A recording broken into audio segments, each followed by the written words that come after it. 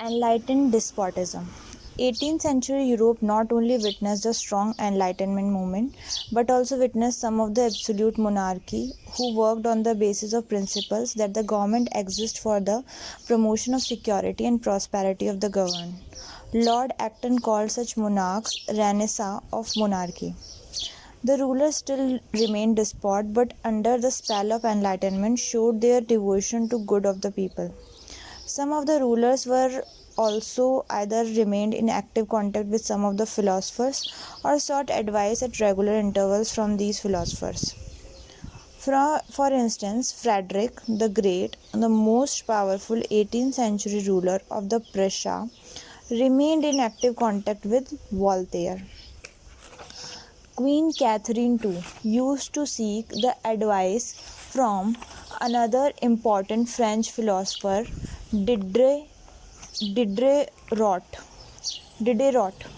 and George III of the England turned to Bolingbroke for advices. Therefore, we see the influence of Age of Enlightenment on these absolute monarchs, who however were enlightened. Some of the prominent enlightened despots of 18th century were Frederick the Great, the King of Prussia, George III of England, Charles III of Spain, and Joseph I of Austria. Prominent enlightened ministers were Alberoni and Pattoni and Pombal. Pombal was the minister of Joseph I of Austria.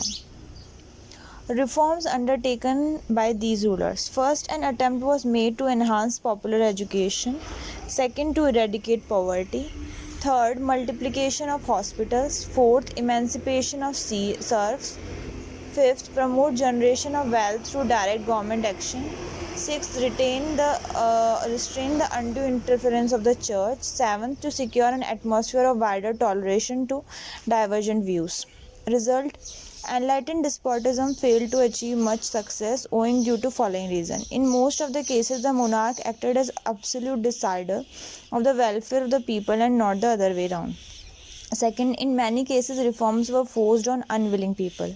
Third, the flaw rooted in monarchical system that every king to succeed had to be equally efficient in order to control the power of the state. Not in many cases this could happen.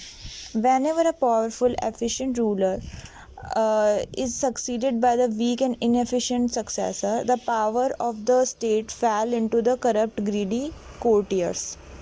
Example: Louis XIV of France, who was an absolute monarch, very powerful and efficient, who actually wanted a series of welfare measures for his subjects.